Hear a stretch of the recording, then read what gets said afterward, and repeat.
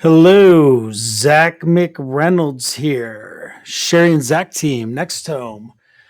Um, it's July 2025. Year's halfway over, quarter two is over. So figure we get caught up on a Santa Clarita update, where we're at in the market as of right now. It's been a pretty interesting year so far. I mean, literally, quarter two is basically the slowest quarter we've had in quite some time. April, May, June had some of the fewest closings for their respective months in years, over a decade, really pretty much since 2008. So, it's a little interesting. You're hearing people start talking about things like crash and things like that. I don't think that that is coming, but let's break it down and see what we are seeing and why we think it's not crashing, that things are just kind of moving along slowly here. So if we get into the numbers from 2025, we had April had 226 closings, May had 244, and June had 241. Those are down considerably for what we would consider an average month of that time of the year for our spring season. It's really, they are the lowest months since 2008. But that doesn't necessarily mean that there is a crash or a collapse is coming. It's just there's a lot of hesitation in the market because rates are where they are. They're high. Affordability is challenging, and I think there's a lot of insecurity in the market and what's going on. More importantly to all that, especially here in Santa Clarita, I think a lot of local Santa Claritians, and yes, I invented that word, so feel free to use that at a cocktail party. They're kind of locked into, think about it. If you own a home, presumably you locked in at a sub 3% interest rate when rates were going crazy during the pandemic.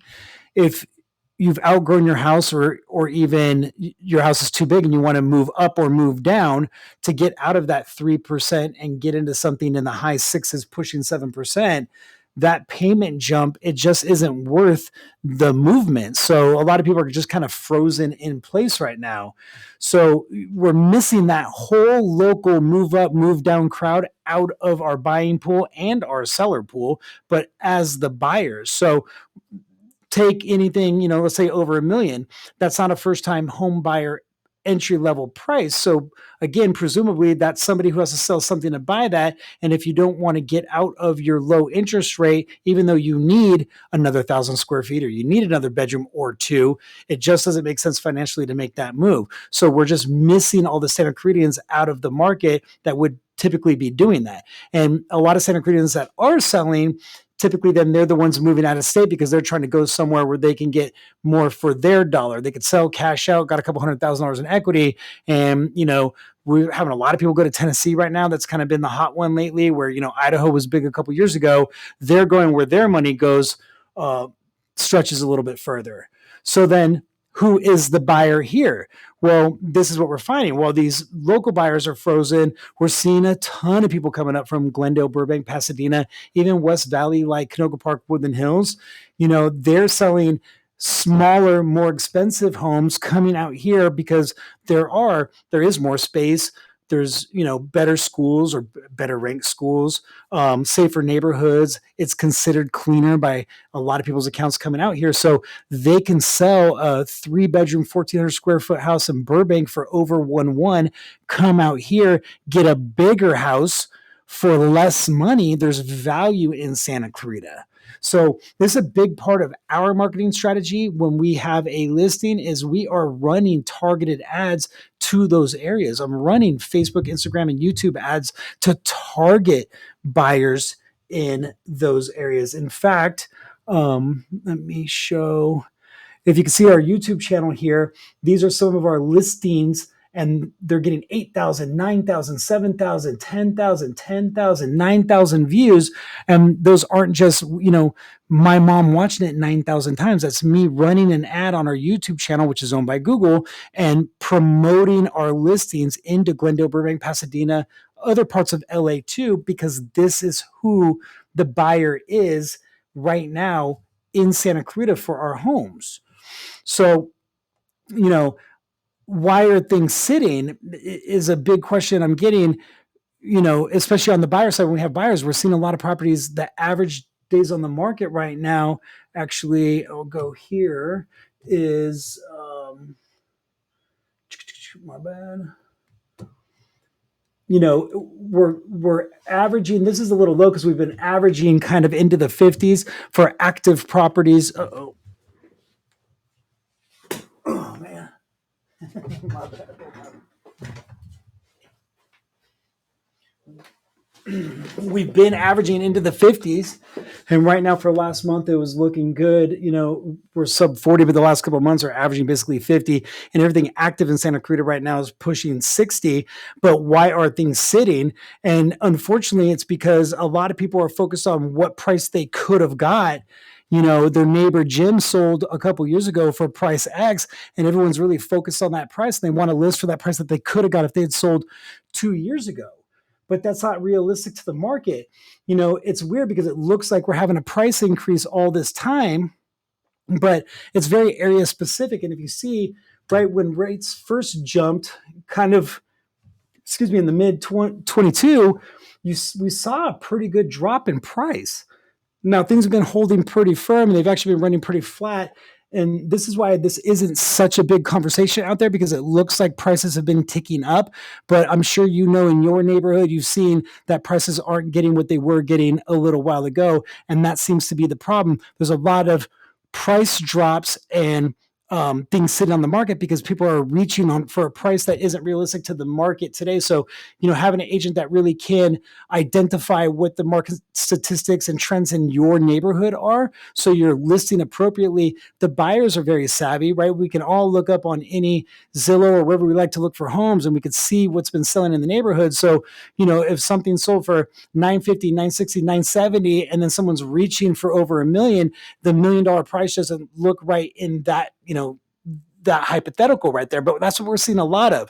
And we're seeing the things that are priced well and well presented, well taken care of, that those are the things that are going quickly. If your house needs paint, let's do paint. If your house needs carpet or it needs a carpet cleaning, let's do those things. That's how we're going to get people looking at the property going, okay, good. I don't have to, this is turnkey. I don't have to put any money into this home. And it looks like it's priced well. Let's write an offer on this one. We're still seeing multiple offers on the good properties. The good stuff is still going to go first, and then tier B is going to sit a little bit longer, and then buyers are going to want to negotiate off of that tier B stuff. So what can we do to get your house ready and bring it from a tier B to a tier A, and recognizing just where we are in the market? Let the comps, let the market speak to you and dictate, what it is that we're doing with price there.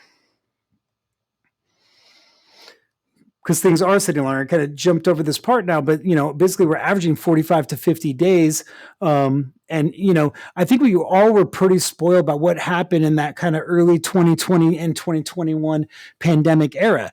That was unprecedented, but we had really low inventory. And that's the thing that a lot of people aren't really talking about. Yes, we have more inventory right now, but it's not dramatically, it's not too much. So even though sales volume is down, that we still only have about 4 months of inventory. Now, they say the pendulum swings from a seller's market to a buyer's market at 6 months of inventory. So even if sales are down and we're averaging, right now, let's call it 240 in the summer months, but even if we take the low end of that at 200, and we have a little over 800 listings right now, well, we still only have 4 months of inventory. So it's really hard to say that there's a crash coming if we only have 4 months of inventory.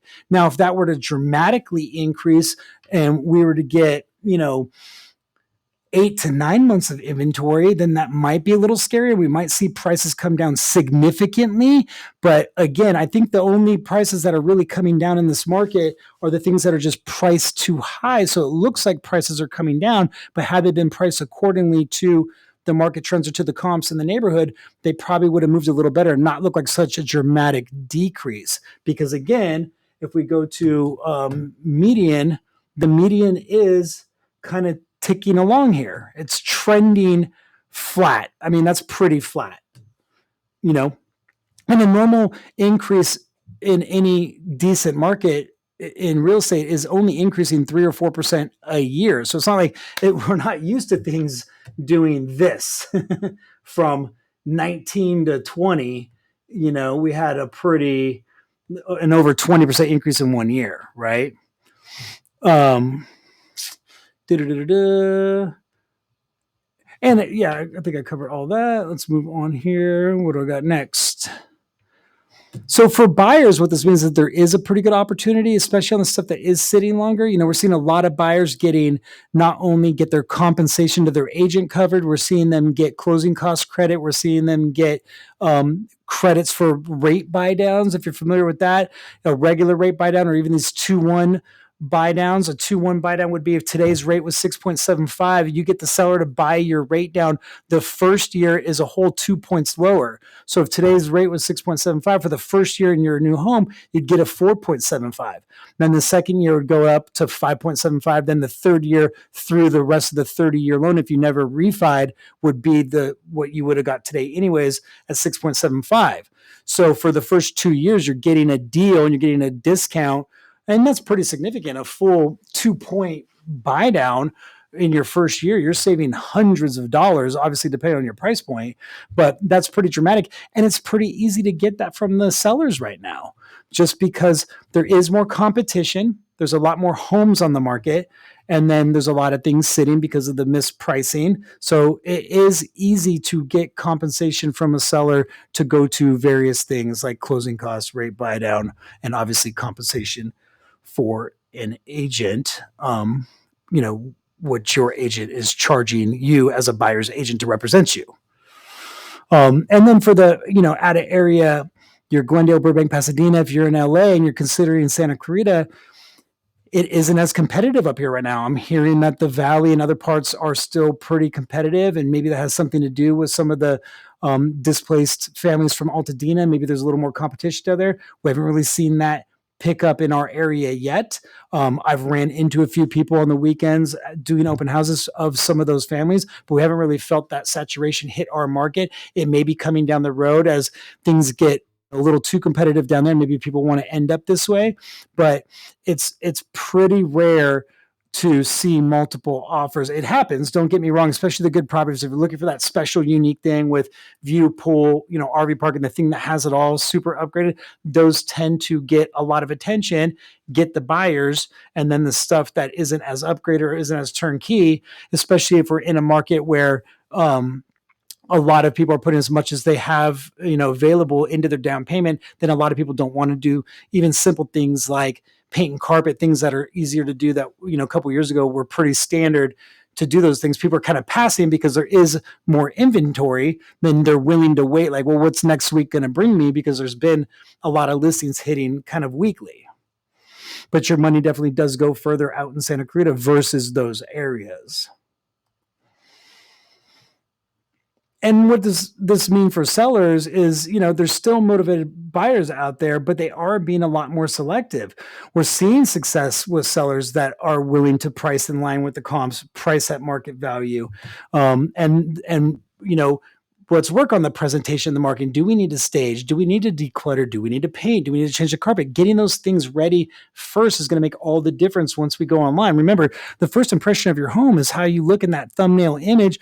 Once I have criteria saved, and my phone beeps because there's a new property that hits the market that fits my criteria, and I open my phone, that's the time to shine. Did we capture their attention? They go, oh, wow, look at this home.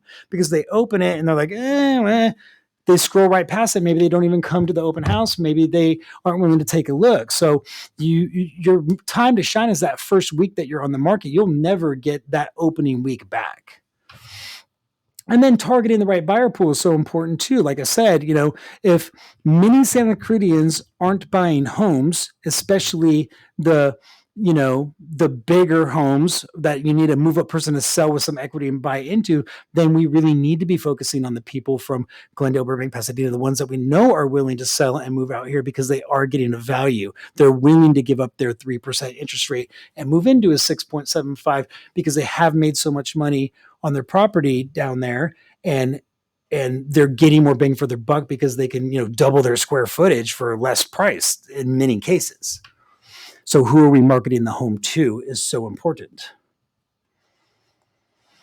So, what's next? If rates drop, which we've been waiting on this now for a while, but inevitably at some point they're going to. But let's say we wake up tomorrow and they have gone down a half a point, a half a percent, or maybe 0.75, or let's say even one day that we get a full 1% drop. That is going to create an influx of buyers jumping into the buyer pool. It's going to get more competitive inevitably. It has to be, because there are people sitting on the fence.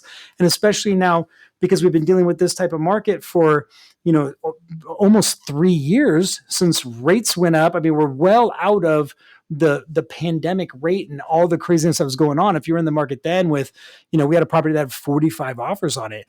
We'll never see that again unless rates go plummeting down to 3%. But obviously that's not going to happen. So even if we woke up tomorrow and they were, instead of, high sixes, they were 5.99, which would be a significant rate drop. But all these buyers have been sitting on the fence and know that there would be value in that. And then all those buyers are going to jump back in the pool. It's going to be competitive again. And then prices are going to be pushing back up. But if you were buying today and then you're prepared for that moment where those rates drop, then you're able to put yourself in a position to refi and get the lower rate when it happens, and not be in the competitiveness of having to overpay, pay over appraised value. Anybody that bought a house in 2021 and the beginning of 22, I mean, we saw some crazy stuff where people were going 40, 50, 100,000 over, having to waive appraisals, pay that appraisal gap. Which market would you rather be in? This is a lot more stable for a buyer than that, obviously, right? So I think because, we're basically in a balanced market, we've got enough supply and enough demand. Now, if that starts to change, like I said, we get to 1,500, 1,800 homes on the market while we stayed only 200 closings a month. Well, obviously there's a disruption there and there's more supply than demand. Then of course we're going to see prices drop a little more extreme, and vice versa, right? If the rates drop, like I said, then we're going to get more demand, and maybe that doesn't necessarily mean supply picks up. So more demand, less supply, and then we're going to kind of rebalance back out to, well, maybe then it's a seller's market. Because right now we're pretty even. This should definitely be considered an even balanced market. Maybe it feels a little bit more like a buyer market because they're being very selective with their money and being picky about what they choose, that it feels like a buyer's market. But the ratio of supply and demand, that how many months supply do we have in the market, that at 4 months, it's a very well balanced market. It's kind of even. It's not really one or the other. It really isn't even a buyer's market until we get to 6 months of inventory. So at this rate right now, that'd be like 1,200 homes, maybe a little higher, really. So we're not really in a buyer's market till we get to 1,200 houses on the market. And I've been in real estate since 2010, and I've never seen that. Since 2010, we've never had 1,200 houses on the market. In those early 2010, 11, and 12, there were a lot of short sales, but even then, there still wasn't that many homes for sale total. So I think we're just going to kind of move along. Buyers are going to have opportunities to get properties. Sellers have to pay attention, list for the right price, make the house look good presentation, good marketing. How are we bringing buyers to the property? Because simply putting it on the market in this market isn't going to get the job done. And getting the property in front of the buyers who are typically out of this area, they're not coming from Santa Clarita right now, then we want to market to them. My name is Zach McReynolds from the Cherrie Zach team. If you have any questions about anything that I talked about today, please subscribe to the channel. You can message me below. We've got buyer's guides, seller's guides. Please message me how we can help. My phone number is always made available. Anywhere you're seeing this, give us a call, text, and we'd be happy to help you. Thank you so much. Have a good one.